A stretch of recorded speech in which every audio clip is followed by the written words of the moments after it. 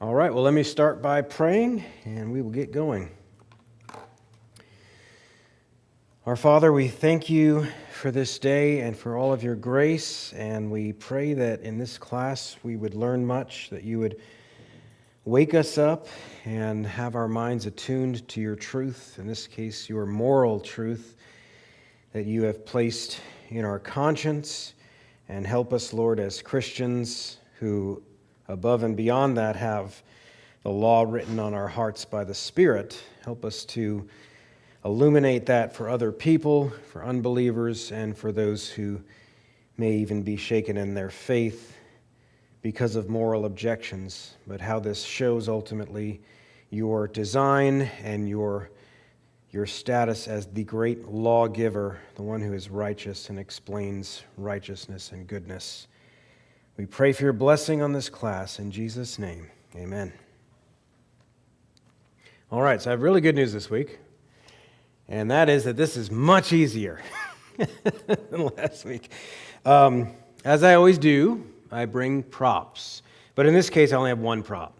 Even though there's elements of moral arguments in other books, but Lewis's Mere Christianity kind of made it famous. The first third of the book, anyway, which was originally called The Case for Christianity. It was a popular meant something very different back then. It was a much more literate, popular audience. But still, it was a popular audience. During the height of World War II, on the BBC, Lewis gave this address, and it became the first third of this book. So Mere Christianity. If you've not read this, this is definitely one to read, at least that first part. But the moral argument is really starting in some ways like the other arguments do. It's starting from some common experience of something that we have in this world.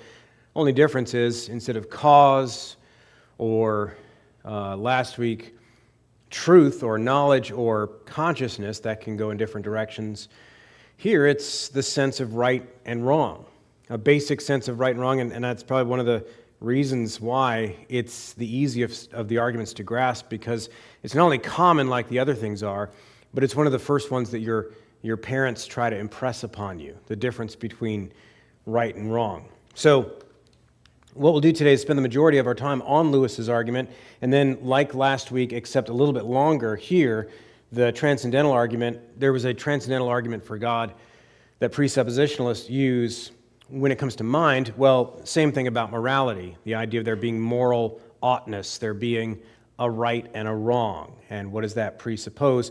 Then, if I get to it, and I think I will, have to, we'll just brief evaluation of objections. They're actually easier to answer here, too. No coincidence, because the argument itself is easy. Now, here's the catch about how this starts. It can start in two different places, too, and not just because there's these two different forms, but even if you focus on Lewis, there's debates about whether Lewis was a classicalist or was he a proto-presuppositionalist, or at least in the sense that one or two of his arguments kind of go the same way, or was he more of a cumulative guy that would just start wherever? And that's probably more the truth, that he was more of a cumulative person that starts from all different angles. But even if you do that with his moral argument, there's the question of, okay, am I starting with a common experience of right and wrong? If you just read the first 2-3 pages of Lewis, you'll say, this is so clear and so obvious and so good, but then your mind might flash forward to our day where people are just raised by wolves, and you're like, actually, I can imagine all sorts of objections against the first premise here, because all kinds of people deny that there's anything like right and wrong. But actually, he's going to anticipate that. He's going to answer some objections. So the reality is that you can start even this argument in two different ways. You can assume that there's a moral sense that we all have in common and just get right into it, or you can establish that. And in a sense, Lewis does both. So without further ado, let's just get right into it. His argument for a moral lawgiver, and let me say it like this, a transcendent moral lawgiver from a moral law. And all this picture represents, at first, are a couple of everyday experiences or examples that he uses. You know, he just gets you to imagine. You hear people quarreling all the time. It could be all sorts of things. Somebody butts into somebody's seat on the train.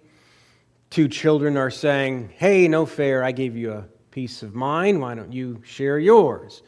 Or somebody saying to their parents, you promised, or something like that. And you're quarreling over something.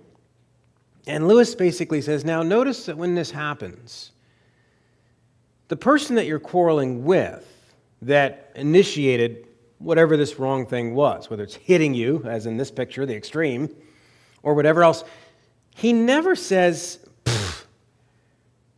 Well, the way I would update this is say, he never says, like if a politician gets his hand caught in the cookie jar, if somebody's caught plagiarizing, nobody says to their professor, oh, no, I'm a nihilist.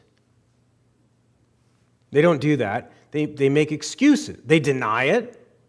So in other words, they either make excuses or they contend with the facts of the case. No, things are different in this case. And that's why I hit you or that's why I took your seat because whatever. They never say, well, there is no standard.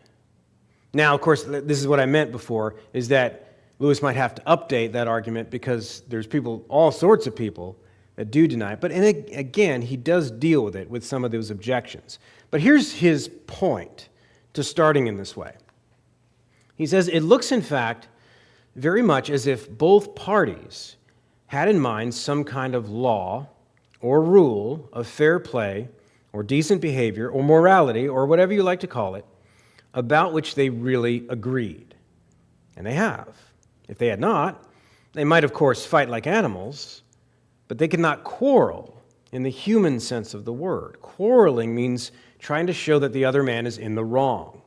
And there would be no sense in trying to do that unless you and he had some sort of agreement as to what right and wrong are. So this sense that Lewis is talking about, that we have in our common experience, is of something so objective that it's worth calling a law. And so that's what he starts to call it, a law of morality or decent behavior or whatever. And this law is something that all parties are making their appeals to, and they're expecting others to recognize. In other words, the disagreement is not whether or not there is a law, but simply on the facts of the case or something like that. But there's immediate objections to this. And I said, well, maybe Lewis will have to update his argument, but actually he already anticipates in one form or another all the objections that you're familiar with. And if you look in those first two chapters, 2.5 maybe, and you look carefully, you can extract all 5 of these arguments. So that's what I've done. I've made it easy for everybody to just bring them to the surface and list them. I have here, there's an argument, but basically the person saying, now look, Lewis, isn't what you're calling the moral law nothing more than nature per se? In other words, something in nature, which I'll explain in a second. Or is it culturally constructed? Something that arises differently in each culture. Isn't this just our herd instinct? And these last 3 are going to be very evolutionary. In a sense, you could say that they're all evolutionary, but it's really going to come into play here. Isn't this just a herd instinct? With these right or wrong things to do goes against the instinct or is the instinct rising up in us? Or isn't it just what happens to pay me personally? Or, after all, we're not idiots. We realize that if you don't have this, you can't have a functioning society. And so isn't this just what's good for society? So one flavor or another, they're going to fit into one of these 5 categories. So let's talk about what these are really quickly. First, this first one, it might be thought that to speak of a law that's known by all in nature is nothing other than something else in nature. And it's what we mean by law. Just as there's a law of gravity governing actors with mass and space, so there's a law of harmony between human actions. But since we are humans, we sort of have a bias, and we notice that about us and think ourselves special. But Lewis says that what people used to mean by this law of nature was very different. Now, notice this difference he's about to draw out, because it'll show up in other places too. He says, a body could not choose whether it obeyed the law of gravitation or not, but a man could choose either to obey the law of human nature or to disobey it. So in other words, you never say to the rock, bad rock. It's a bad rock. You, right? And he actually draws that out with another example of a tree. Nobody says that tree is bad unless, in a manner of speaking, bad for shade, bad for wood, for the thing that I'm cutting it down for, or whatever. You don't mean that like a moral approbation or criticism. So, in other words, he's saying there's an equivocation going on here when we use the word law. The former, when you say law of nature, meaning the law of gravity, you're speaking about something that's descriptive. It's describing the way things happen to behave in nature. In fact, you're using the word nature differently, too. Nature as in the physical surface of phenomenon that science studies. Whereas the latter, we're using this word prescriptively. That's our claim. You may not believe that at this point, but speaking to the atheist, but that's how we're using the word. We're using it differently. So the one merely describes, it tells us how things in fact do behave, whereas this law is claiming to tell us how we ought to behave, whether we do or not. So in other words, when we talk about morality, we're not doing the same sort of thing that the voiceover or the narrator is doing in a nature documentary. When he talks about lions taking out a gazelle or something like that, he's just telling us, he's not making any judgment. But that's not what we're talking about here. Secondly, isn't this just culturally constructed? In fact, nations have different moralities. Different eras have different moralities. Across time and space, there are radically different moralities. So the conclusion is there's no such agreed upon set of principles. But Lewis, he argues this in greater detail in another book, The Abolition of Man, but he argues it in miniature here. And the argument is basically, no, that's actually not the case when you look closer. He says, I need only ask the reader to think what a totally different morality would mean. Think of a country where people were admired for running away in battle, or where a man felt proud of double-crossing all the people who had been kindest to him. You might just as well try to imagine a country where 2 and 2 made 5. Men have differed as regards what people you ought to be unselfish to, whether it was only your own family or your fellow countrymen or everyone. But they have always agreed that you ought not put yourself first. Selfishness has never been admired. Men have differed as to whether you should have 1 wife or 4, but they've always agreed that you must not simply have any woman you like. Let me stop right there. I can object to that very easily, and maybe in your mind you come up with something too. But what you're going to find about those objections, no one's ever been admired for selfishness. There are enclaves of, see right there. That's your answer.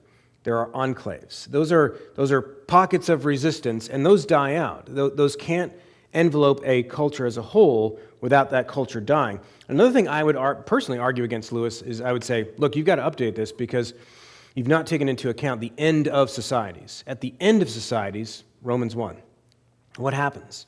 Things get so bad that people totally do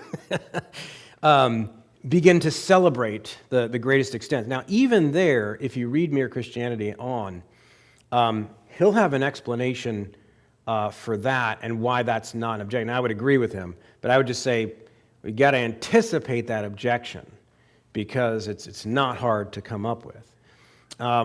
So in the main, his argument here is no. Different civilizations have not had totally different moralities in the sense that everything, all the way down to the root, we think opposite about. No, at the root and in the essence and the principle level, all mankind has, and the Bible does teach that, Romans 2:14 and 15, about the moral law among the pagans, what the Christian tradition is called the natural law. Okay, and that's what Lewis is going there. And if you want, read The Abolition of Man, and he'll get into that more specifically. Third, can't this law of right behavior be our instincts? And those are developed over evolutionary time. The herd instinct. So we act unselfishly because we have to. We have to have a network, the weak people getting together to stave off the strong man, and you have civilization arising out of that, and so on. And Lewis says no, because you'll notice that there are none of our impulses, or in other words, our instinctual level, none of our impulses which the moral law may not sometimes tell us to suppress, and none which it may sometimes or not sometimes tell us to encourage. And there's all sorts of examples you can use And they're especially, just think of the one I just brought up. Lewis doesn't bring this up, but on a more sophisticated level, he'll use simple ones. That objection that unselfishness arises evolutionarily by the need to cooperate and so on. But shady oligarchies cooperate too. Conspirators cooperate. Military generals cooperate. Demons cooperate with each other. People that have done you harm in the past have cooperated to stab you in the back. Cooperation by itself, that's not going to work, even if it happens to work for that little network of people. Okay, so even on a sophisticated level, that won't work. But Lewis does you a favor. He uses really easy examples, but he does something else that's genius.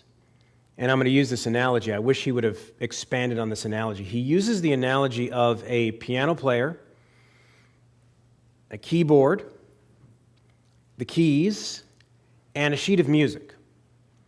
And basically what he does is he compares this moral standard to a sheet of music and our instincts to keys on the piano. And in this light, there's not one right note and another wrong note. And you'll notice you look at a piano and you'll never see any of the keys that say X or that say, yeah, hit me every time. No, they're the right note at one point and the wrong note at another, but based on what? So is that moral relativism? No. They're the right note and the wrong note in accordance with the sheet of music, the notes that have been composed. And so he compares that to the motions of the soul that have to answer the right way to the law. Remember that the sheet of music there is the law with its commands. This has enormous explanatory power for all sorts of things. For example, it explains why many instincts can be obviously right in some cases, like a mother's love, and these are examples that he uses. A mother's love, patriotism, and the sexual instinct. They can go terribly wrong in other cases. So, okay, I understand that your violent impulses and those impulses, but a mother's love, when can that go wrong? Well, it can go wrong in a school shooting this week.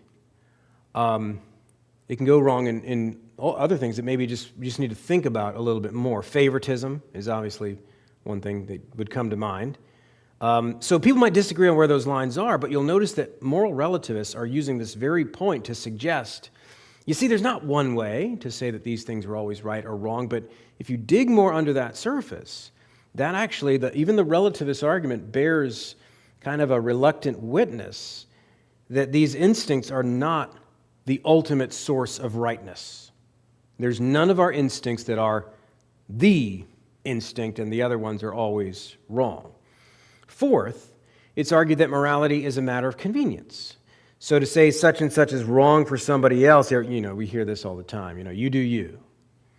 Now, that's right for you, but not for me. Well, if that works for you, then that's your morality, and so on. So it's no different to say the tree is bad or no good when you're talking about the shade, that example I brought up before. It's what happens to benefit me personally. It's individual utility. Well, Lewis here brings the reader back to his opening example of quarreling, and specifically the guy that shoves in, or does he, to the seat on the train. You're not even sure, your back is turned. And so he says, a man occupying the corner seat in a train, because he got there first, and a man who slipped into it while my back was turned and removed my bag are both equally inconvenient. But I blame the second man, and I do not blame the first. Sometimes the behavior which I call bad is not inconvenient to me at all, but the very opposite. In war, each side may find a traitor on the other side very useful. But though they use him and pay him, they regard him as human vermin. And he uses other examples as well. So convenience, in any particular case, doesn't really hit at what we're talking about either. And then finally, social utility. You say, okay, fine. It's not convenient for you personally, but isn't this what we need for society? Now, of course, nobody denies that right behavior makes for a better society than wrong behavior does, if you care about society. The problem is, at the end of a culture and the end of a civilization, you have an increasing amount of people that want to tear it all down.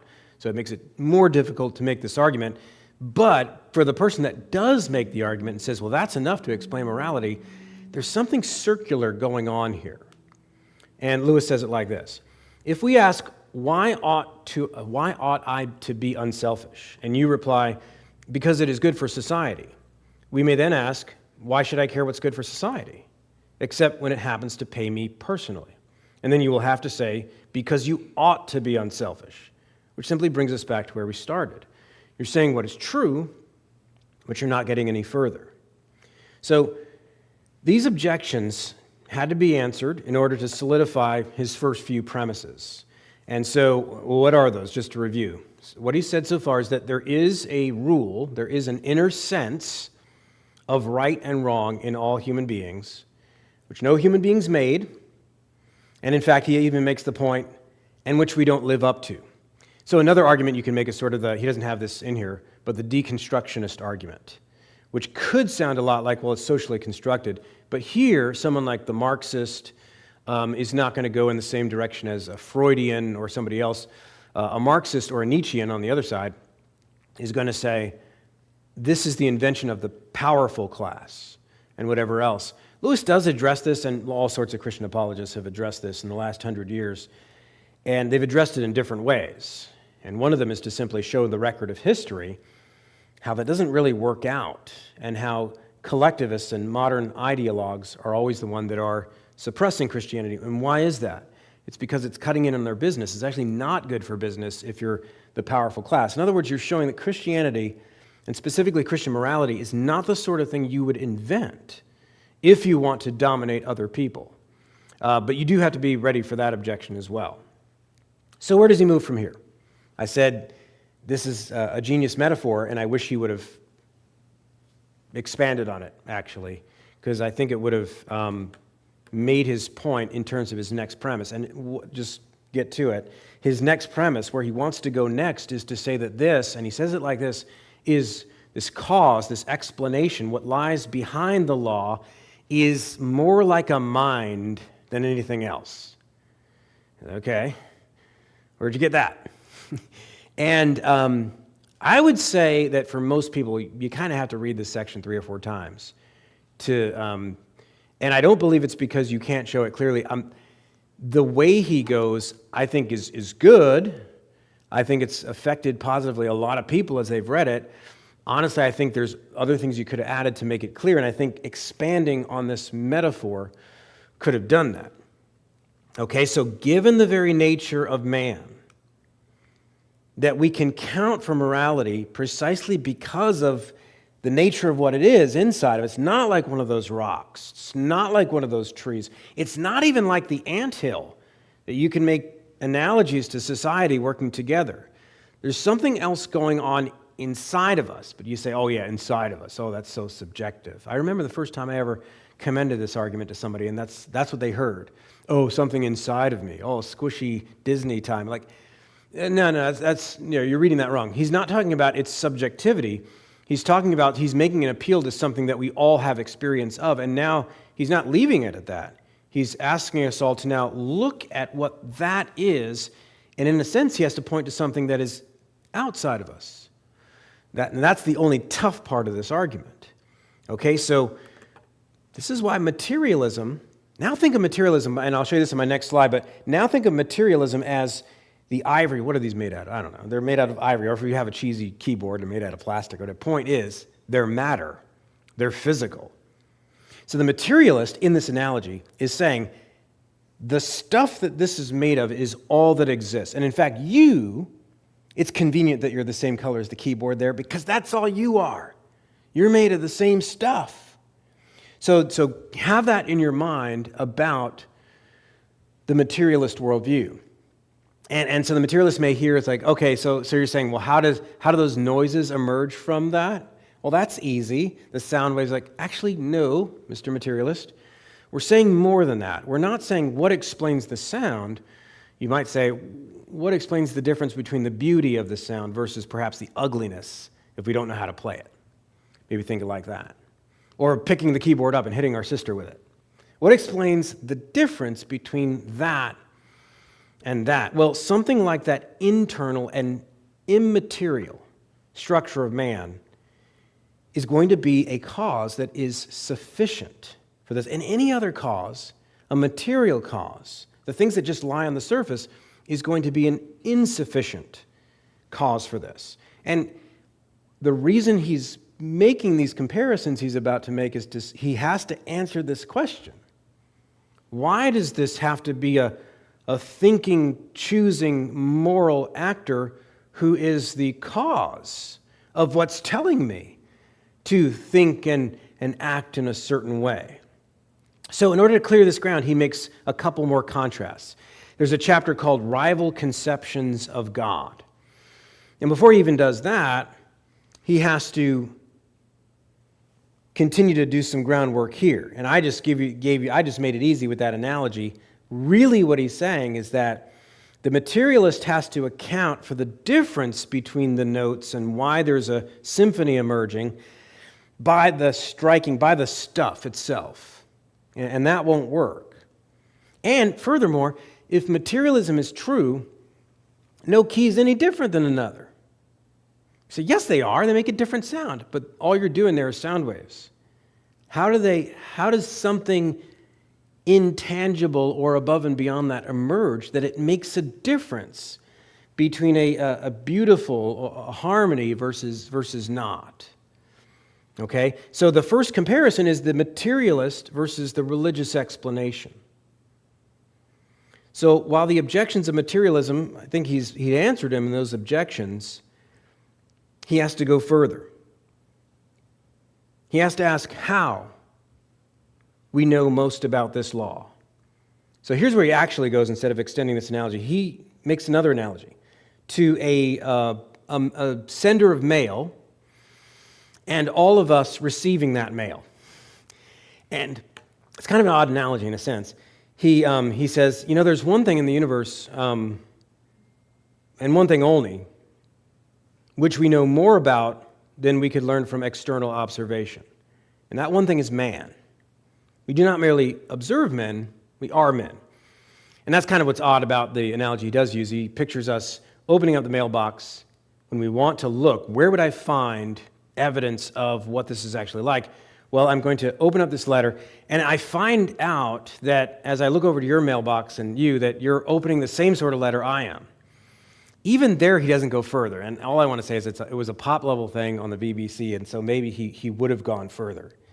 I think this analogy, if he had played that up, it would have been even better. But you can kind of see where he's going. And he makes one more little mini analogy to a house and the builder of a house. And he imagines us as not just the inhabitants of a house, but also in a sense, because you got to mix metaphors here, we're part of the house. It's kind of odd. Imagine somebody building a house, and you are both an inhabitant of the house, you find yourself inside of it, but you're also part of it. You're not like the lamp or other things that can't talk, so just picture yourself as part of it. What's that movie, the Disney movie, Beauty and the Beast, where the candles and all that, they start to talk and sing. So go there. I'm helping Lewis out here, give him the Disney version. So picture yourself as part of that house that is both part of it, but at the same time, you can start to talk and know things. And why are we doing this? Well, the question is, how do I find out about the cause of this house? So it's like that. We can discover the architect, and we can't do that by making him out to be just another one of the pieces of the house. Well, the materialist says, that's fine. I don't believe in an architect. But Lewis's point still stands because he is left to say that the sender of the messages or the composer of the song is one of these pieces of ivory. Well, that doesn't make any sense. And the sender of that message to your mailbox is actually just one of the other candles, or maybe wood itself, all of the wood, or something like that. Well, that doesn't make any sense. That's not a sufficient explanation. Okay? So it would be clearer if the sender of the message was trying to influence our behavior. And that's kind of where he does go. He has to show that the attributes of this law or rule is that they show that they are the product of personal preference. Because the whole point here is to show that the cause is more like a mind than anything else, given its preference of good over evil, and in such a way that there's a pattern. You can see why good things are good and why evil things are evil. You can see the relationship. Okay? And so then he begins to compare, sorry, I'll just leave this one on. Then he begins to compare the rival conceptions of God. So you're going to look at pantheism first and then dualism. And I've done some of the heavy lifting there because in week 4, we talked about the different isms. So you're already hopefully familiar. I'll just recap. Pantheism is the belief that all is God. So pan, all, theos, all is God. So there's no distinction there. Whereas dualism is the belief in two, and this kind of dualism is equal and opposite dualism. So you have two ultimate powers. But there's a problem that emerges with both, and I'll explain it on the piano again. With pantheism, there's no distinction between one note and another. So, for example, is killing bad? Well, a surgeon kills a cancer. And that's a typical example that you use when you're comparing Eastern religions like Buddhism or Hinduism and Western views. Okay, you can't make a distinction that stands apart from the whole system because everything is God. And any kind of distinction like that outside of the system is an illusion. So he makes quick work of that. And Lewis says, look, if there is a close second, if there is another view that is somewhat respectable, it will be dualism. But that won't work either. And then he tells you why. And, well, let me just put it on the board here, and that's why I did. If you've got these two ultimate beings, there's really no way, and some of this is review from week 4, how do I know which one's good and which one's bad? Except that I happen to prefer one or the other.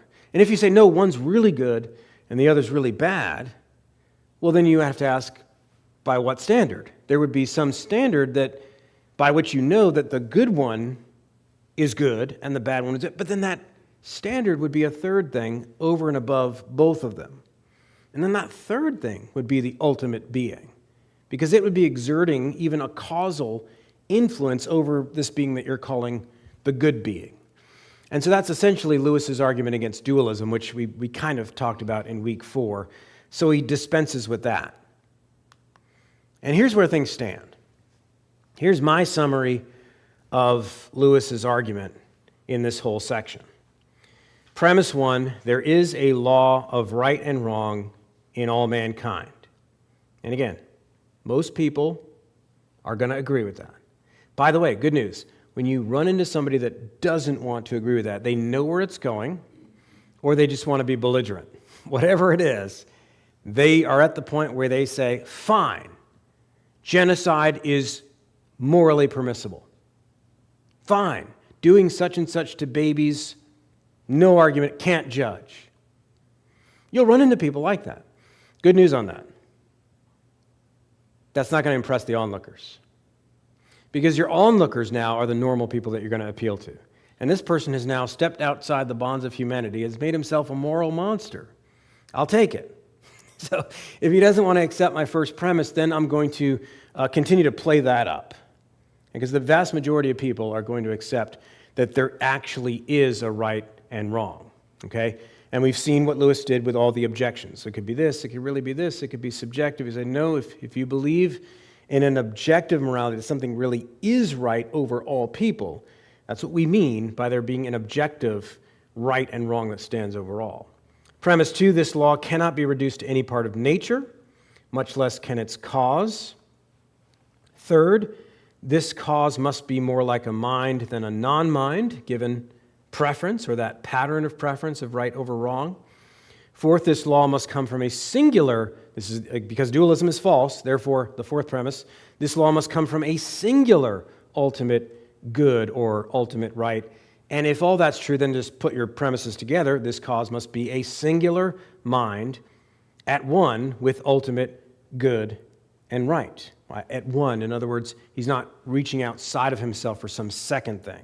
He is what is good and right.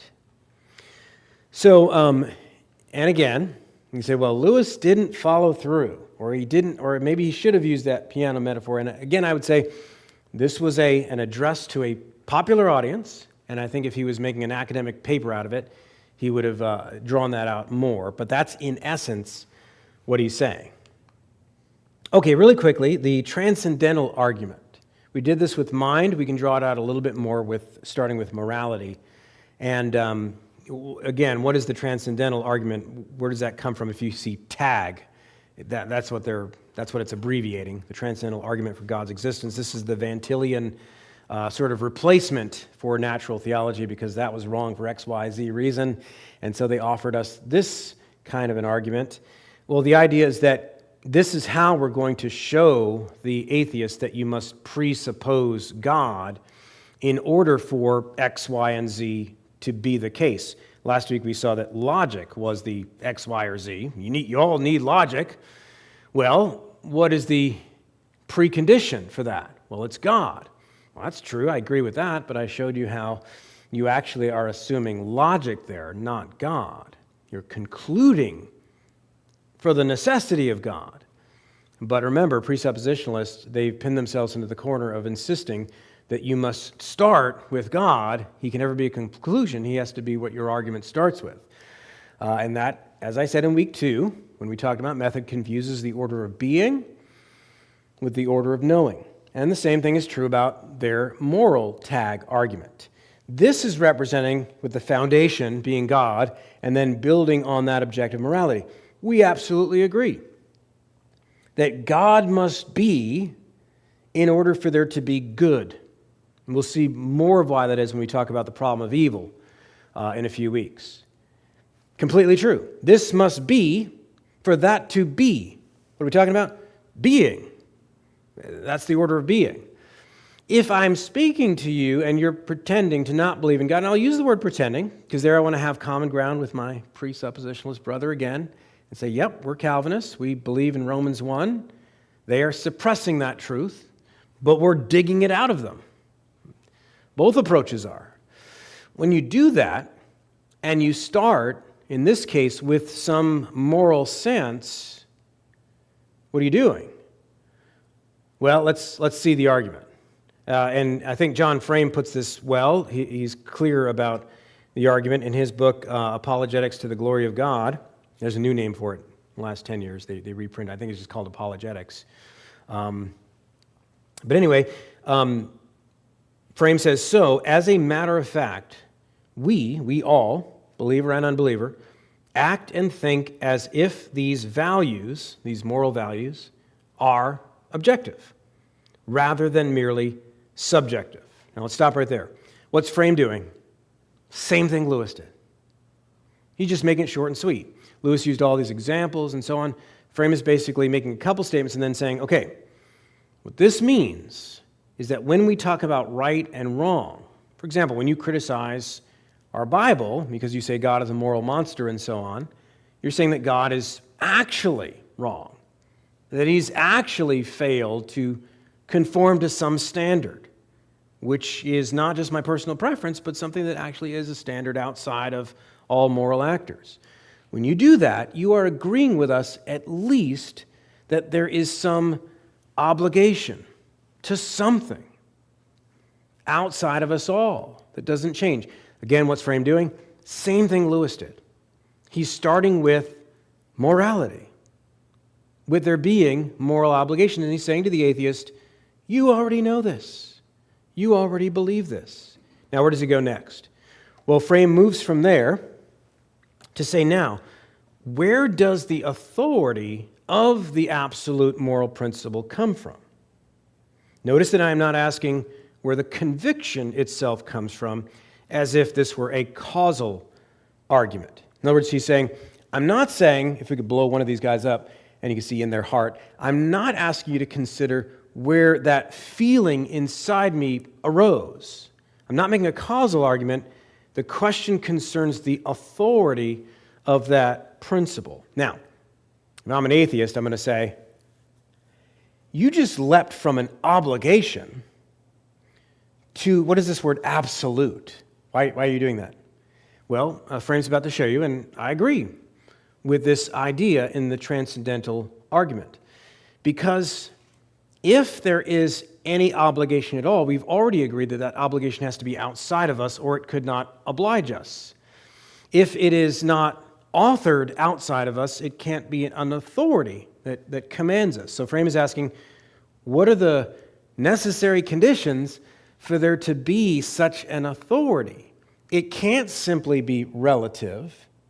It can't be this infinite, well, I'm adding language to him, but it can't just be this shell game with an infinite amount of cups, and you say, well, it's out there, but then you're just shuffling around parts of nature or parts of society or whatever. It has to be absolute if it actually stands over all moral actors at all times.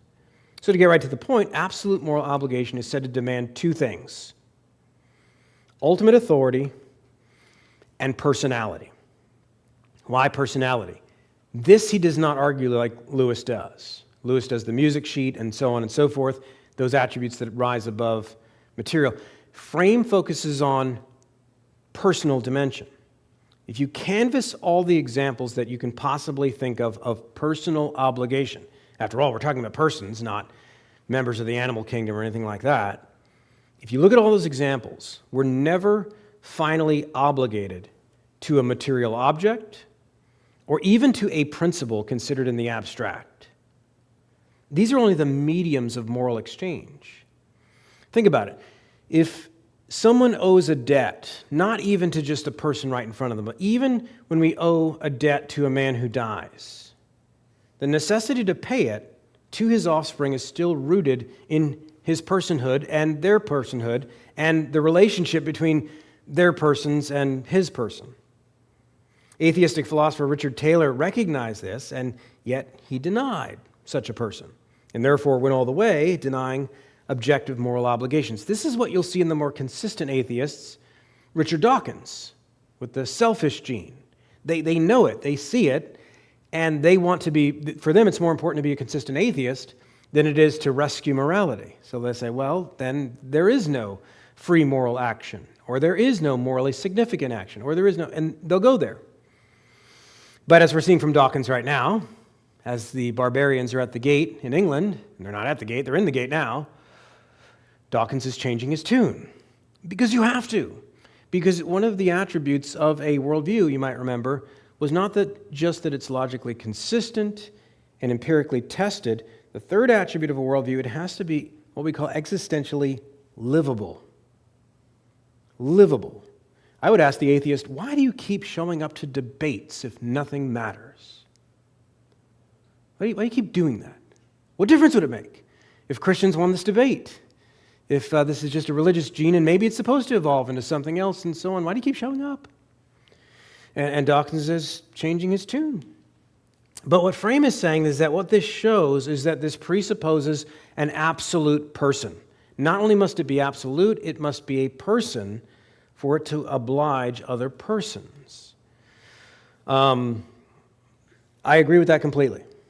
I will say, though, as a pushback against my presuppositionalist brothers, that in this case, this absolute person has been concluded. He has not been presupposed. And there's nothing wrong with that. But just recognize it. When you do that, you're still borrowing and using all the language that you're using from traditional natural theology. You're taking things in this world that you're appealing to your audience to say, you know that thing, obligation, you know that thing, morality, that you would agree with me is not just a feeling we have, we're actually obliged to something else. When you do that, you're starting from those common notions of things in this world, and you're arguing to God, not arguing from God back to God, which would be a circular argument in logic. Okay? So, how does this look formally? Well, I compared Frame's to Anderson's, and James Anderson teaches at RTS Charlotte, but he'll teach online as well. And so in Orlando, he actually came and did the apologetics class, and I took that class. And so from his notes that he offered, I copied and pasted that. That's Anderson's version, and it follows Frame very closely. But what he does is he just kind of unpacks that. So my point to putting these back to back is just to give you a simpler version. And then if you're thinking of objections, well, that's part of what Anderson's doing, is he's heading those off of the past. Frame is basically saying objective morality exists. Secondly, objective morality implies an authority that is sufficient to bind all moral agents under its law. Thirdly, objective obligation implies a person to whom one is finally bound. Therefore, the only possible source of moral obligation is an absolute person or God. So Anderson just does, all he's doing is unpacking the same thing. To take out wiggle room, that first premise, for example, human moral judgments presuppose absolute norms of morality. Because the atheist is thinking, why not relative? Just barely outside of me in society. That's what I owe myself to. Why does it have to be ultimate or absolute? So that's what he's doing, though. So I offer that for your benefit, not to say that the two arguments are opposed to each other. One's just unpacking the other. So, and this is an example, I just want to make this clear again, how a classical view can embrace elements of presuppositionalism. And a presuppositionalist, we would say, is really just, when they're actually arguing, they are borrowing from the standard way that you have to. It's just the way the world works. That's what's meant by the classical view. It's just that's what it is. It's the stuff reality is made of. So newer things that have tried to emerge to do it differently, that's something to keep in mind. But that doesn't mean we're against them. Those are good tools and good contributions they make. I just taught, so Aiden's first fallacy that he learned in the book, The Fallacy Detective. And if you're a homeschooler out there, The Fallacy Detective is a well-read book. Everybody reads it. You have to. It's got a little dog on the cover and all that stuff, and it teaches, each chapter has a new fallacy, and the very first one is the red herring fallacy. And the red herring fallacy is part of a larger category called avoiding the question. And these are what we call informal fallacies. They're the stuff you hear all the time in everyday conversation. And avoiding the question is just what it says. You've got a debate, and somebody, maybe not intentionally, maybe not maliciously, they just go off in a different direction. And this fallacy was so named because hunters wanted to train their dogs to really track down that whatever it is they were hunting, raccoon or whatever else. And so to train them, they would take these stinky, smelly fish and throw them down the trail, and they would eventually, I don't know how they would do it, but this is the story, train them to stop following that and stick with the actual scent here. And I remember one time in 1996, I was 20 years old, just getting into politics, and I turn on TV, there's the debate between Bob Dole and Bill Clinton, and I don't even remember what Dole was saying, criticizing Clinton's record of whatever else he was saying.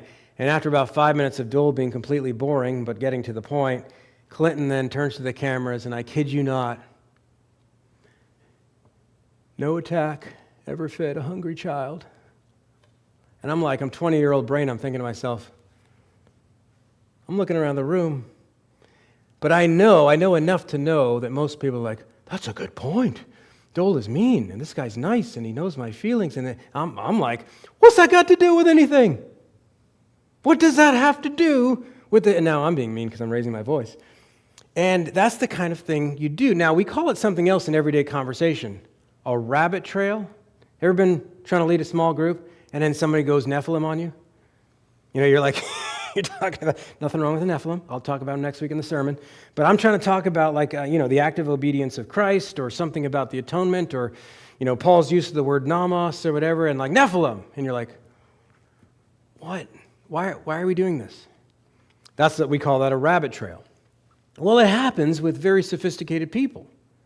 It happens with people that write books, that get their books published. And Douglas Groothuis, in his a book on apologetics, he looks at two kind of stock arguments that atheists bring out at this point, and what he wants to show is that don't get distracted by this. This is not addressing the question of there being an objective morality. Now, what do they say? And they're trying to say, well, why did the norms have to be personal? Why do these norms have to be absolute? Why do they have to be transcendent to matter? Or why does it have to be a mind? So here's what they'll do. The first one he takes from an atheist named Paul Kurtz. So these are books written pretty recently. And he makes this argument that God is not necessary for morality because atheists can and have acted in concert with universally shared moral principles. Now, this is the kind of thing that the new atheists had to try to do, at least Christopher Hitchens. Guys like Dawkins, he didn't care. Harris, sometimes he cares, sometimes he doesn't. but he wants to reduce it all to brain activity and so on. But this is the standard way to do it. No, an atheist can be, because he can be a moral person. And we talk about, here I am talking about moral principles, and I'm using some of the same words you are and so forth, and that kind of gets to the second argument, is now it just turns from theism to Christianity, if you've ever heard this version, is that no, people that don't have any religion, they can be moral people. They can use the same terminology, good, right. We can even say it is objectively right. It is a right that is outside of all of us, that we expect everybody, we together are obliging. We, the people, are deciding what morality is. That's what he's really saying by objective, which is not the same thing. But what are they really trying to do? They're trying to short-circuit the whole question of, is this a sufficient explanation for what morality is? And they're bringing you to this whole, hey, look at me. Hey, look at, you know atheists. Isn't it true that atheists in your own experience, you know people that are not Christian, they don't go to your church, but they're a really nice person, they do good things. What are they doing? They're throwing red herrings down the trail. And if we're not careful, we follow it, because it seems like they're talking about the same thing. It seems like they're directly addressing, they're not. They're not addressing the root of the question, which is, what are the sufficient necessary conditions for the kind of thing that an absolute moral obligation over all human actors at all times, what does that have to be? So that's why this is a red herring. I have other things about, improving. This might be, real quickly, I'll just address it. That might be shifted on your printed version, so if you could look at that. But if it looks like that, great, it worked out. But it shifted on me in the morning. It did it? It did it around 3? Okay, if it did it, good. I had to change that today because it ran off the screen. I was like, oh. But anyway, again, as I said before, I kind of already built this into my argument, is I would strengthen Lewis's case by Lewis's own metaphor. I would wish that Lewis would have used the piano and the sheet of music metaphor more to establish why this must be a mind. If he did that, though, it would bleed into next week, the last one called the teleological argument. After all, a composer of music has a certain end. He doesn't just randomly compose music and it shows up a certain way. He wants to produce a symphony. Just like the architect, the builder of the house wants to create a home, not just a scrap of lumber or whatever. So there's a certain design there. If I start getting more and more into what right and wrong must be as a product of mind, I'm going to get there by asking questions like, well, right or wrong for what? Good for what? So you say, well, this is just like the tree being just good for shade. I'm saying no. When we say that this is really right outside of all of us, we are saying things like, this is right for marriage to be what it is. You say, well, that's just pragmatic too. No. Keep moving up that chain. Well, what's marriage? Or this is right, or this is good so that we don't kill each other. Okay, that's just a pragmatic argument too. No, why is it wrong to kill each other? And then you get into the image of God and so forth. So if Lewis went there, he would have to drive this to being sort of a hybrid moral/design argument. And it's probably a good time as any to point out that that's another objection that atheists have brought up against natural theology. Anthony Flew, whose name I might have mentioned before, was a 20th century British atheist. By about 2004 or 5, a couple years before he died, he shifted to being a theist. Didn't become a Christian, as far as we know, but became a theist because of the design argument and other things. But one of the things he said in his atheist days was that these arguments, sure, they're valid. They show one attribute of something. But he brought up an objection that's become called the leaky bucket objection. And he said that all of these just kind of depend on each other.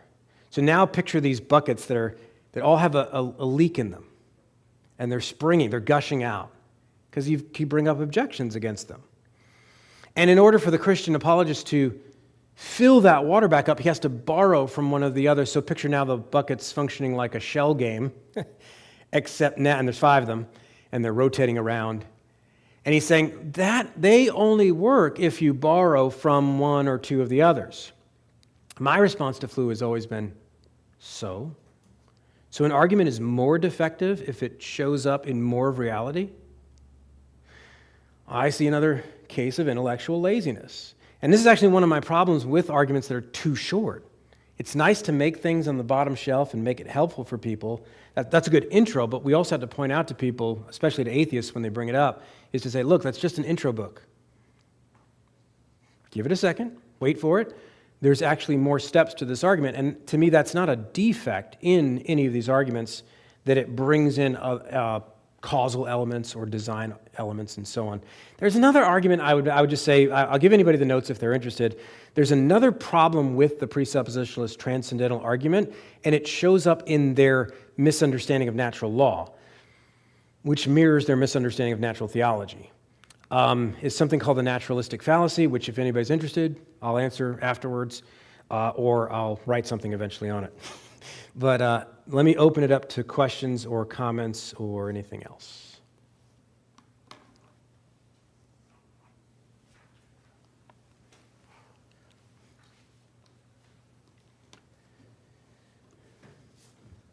Yep. Interesting to me, you didn't use the word, at least I didn't hear that you used the word conscience at all. Right. Is there a reason why not? I wouldn't.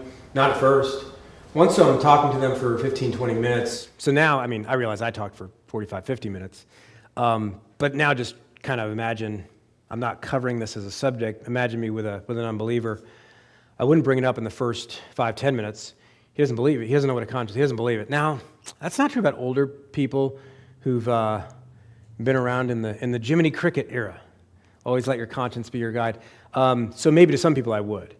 I wouldn't bring it up here as I'm talking about it here, because I want us to put ourselves in the position of the most skeptical skeptic and say, let's build this up in a way that leaves that guy no wiggle room.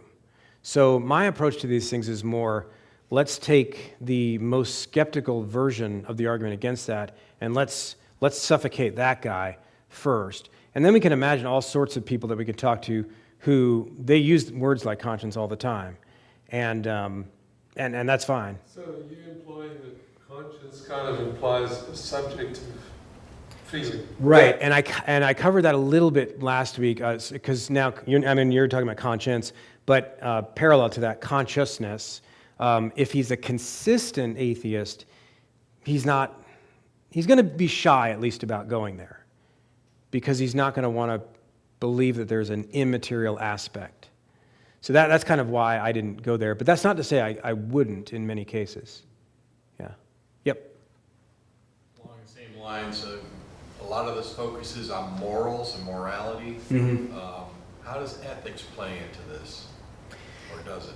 It can, but you'd basically be running along the same path, because if you want to talk about morals as the more descriptive element of a people's morality and their moral behavior, and ethics as the more objective, this is the way it ought to be regardless of how people, that kind of parallels the whole descriptive versus normative, or descriptive versus prescriptive, if you want to use that language.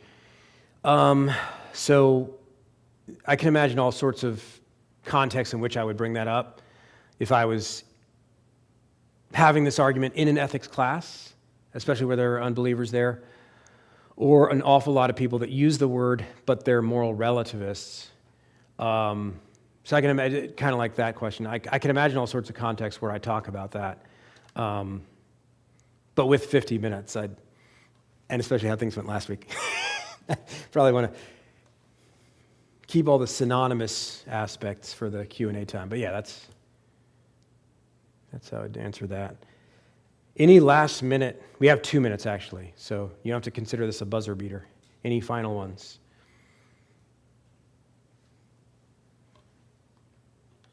So what do you do with the code of the gunslinger? The Code of the Gunslinger? What's that? You have to remind me. All the movies where you see the Shoot two at his walk out and each wait for the other to draw. Oh. And then you have the person who says, okay, on the count of 3, 1, Right. he draws. Yeah. So this is going to get controversial now. A rule or Yeah. a guideline or a code or a moral law that you were supposed to wait a Right. certain amount of time. Yeah. And that's been a classic in all the movies that you see. There's some sort of conclusion Mm-hmm. that has that moral relevance. Yeah, and I think that's a relic, especially of a Christian past, in the sense that there be rules. But here comes my controversial point. So in the moral law, we have these principles that are shared, where you have common ground. Going deeper into Christian morality, and I think this is one of the reasons why dueling was outlawed, although I can't speak to the history of that with any expertise. The idea of gentlemanly warfare in general, which I consider this to be a species of, in my opinion, and I can argue this out if anyone wants me to, is actually a wicked, wicked thing that the modern West and a late Christian coming out of Christian civilization, where you still had a Christian consensus, but I think it was confused. And this issues forth in even things like the Geneva Convention, which only the Christian nations follow, ideally, but we don't even do it. The idea of gentlemanly warfare is actually quite wicked when you think about it. You have no business ending the life of another human being unless it meets those conditions of just war. But if that's true, why are you arranging yourself like play soldiers? And, well, I'll agree not to end a human life. What is that, a game to you? So this idea of gentlemanly warfare, if you're going to war with them, they're not gentlemen, they're orcs. And if they're orcs and you have a just war cause, shoot to kill, shoot the generals, and get it over with quick. Clausewitz' first rule of war is to, and it shows up in the Air Force maxim, strike hard, strike fast, and so on, is to actually minimize the loss of life.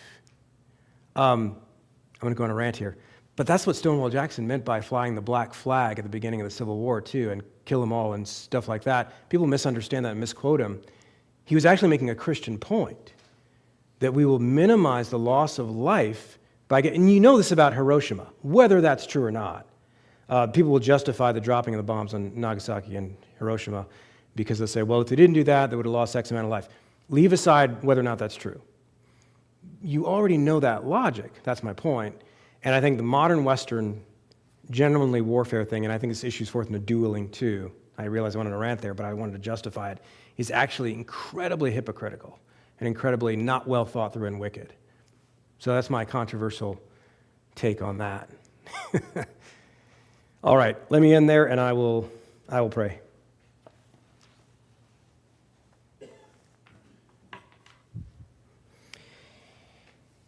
Father, we thank you for this time of study about moral oughtness, how you alone can explain why there is such a thing as a good and a right and a just. We pray, Lord, that you would write it upon our hearts and help us to be able to navigate through that for others and ourselves as we think about this more and more in times to come. We pray this in Jesus' name.